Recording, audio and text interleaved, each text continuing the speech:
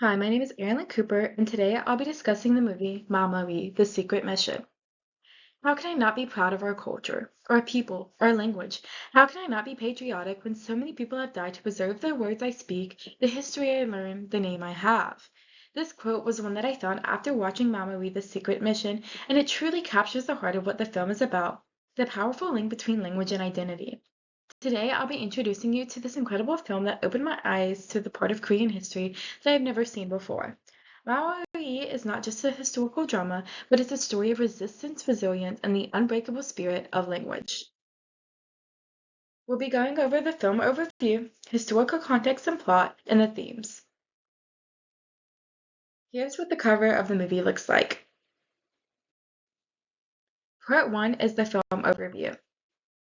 Let's start with the basics. The title is Mama We, The Secret Mission. The director is Yoon-na, who is known for movies such as A Taxi Driver and Malmo E. He was born in 1979 and studied film and theater at Dongguk University in Seoul. The release date of the movie is January 9th, 2019, and the genre is historical drama. The runtime is about 135 minutes. Film statistics. The film debuted at the top of the South Korean box office and earned 8.96 million from over 1.19 million admissions between Wednesday and Sunday. It screened over 5,000 times on over 1,000 screens on opening day with an audience over 100,000 people. By Sunday, over 1.18 million viewers had watched the movie, and the final theater audience reached over 2.8 million viewers.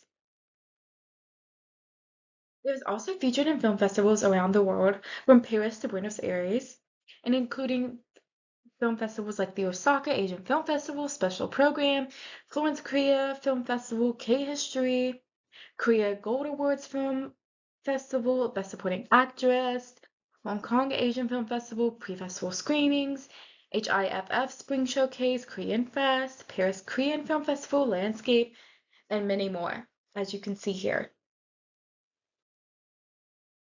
The cast. There are two standout actors in the cast. The first one is Yoo Hae-jin, who plays Kim Pon-soo, the illiterate criminal and passionate lead who uses crime to pay for school for his son.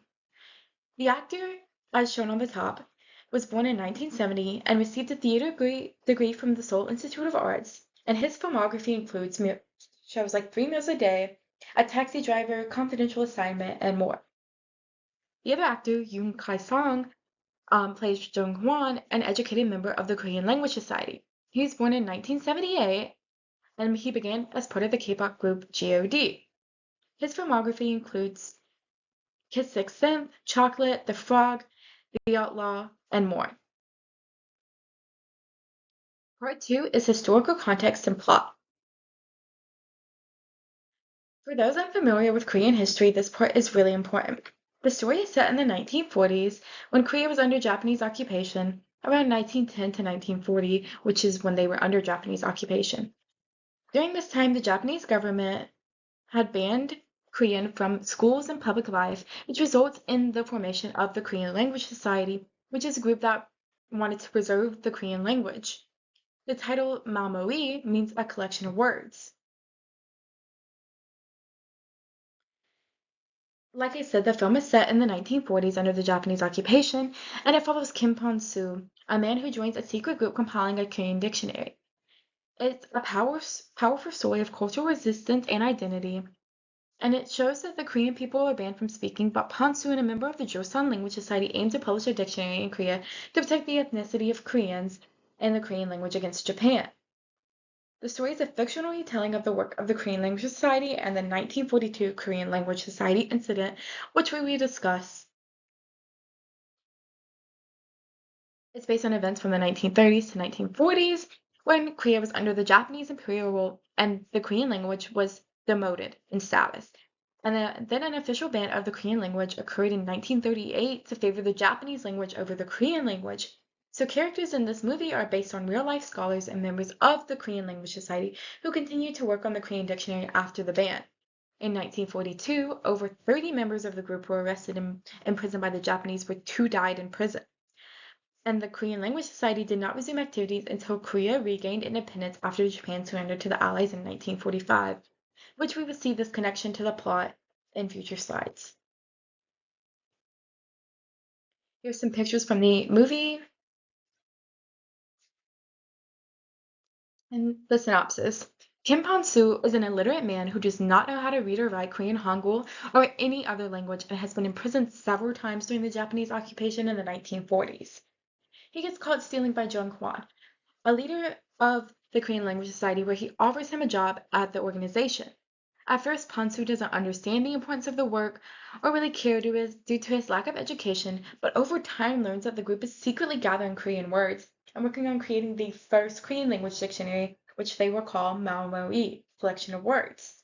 Pon-soo starts to learn to read and write and becomes emotionally connected to the mission. He then begins to understand that language is a vital part of the nation's identity and history, and despite the risk, he becomes one of the most devoted members of the group. But eventually, the Japanese police discover the group's activities, which leads to the arrest and destruction of their work. But the spirit of the mission still lives on. Connection to history. This isn't just fiction. In history, this results in the arrest of group members deemed the Korean Language Society incident. This incident is the arrest, torture, and imprisonment of members of the Korean Language Society. They were charged with violating the Peace Preservation Law, which was a law aimed at to allow the special hire police to more effectively suppress alleged. Following torture, it was revealed that the Joseon Language Society was the organization whose purpose was the independence of Korea from Japan. However, members of the Korean Language Society did not engage in group activities that would violate the Peace Preservation Law and were wrongfully arrested. Their work wouldn't continue until after Korea gained independence in 1945, but thanks to them, Hangul, the Korean alphabet, survived. Part 3's themes. Some conclusions. The film shows that not just the historical struggle, but also the personal growth of the characters. We see that Pon-soo transforms from someone who feels ashamed of his illiteracy to someone who is proud to help preserve the Korean language. It shows the quiet strength and resistance of the Korean people who fought with words and not weapons. Maomoe is a powerful and emotional film that teaches viewers about the importance of language, culture, and national identity. It honors the people who risked their lives to protect something as essential and meaningful as their native language. What makes Maomoe so powerful is how it blends its historical struggle with its personal growth. Some lessons learned includes the power of language.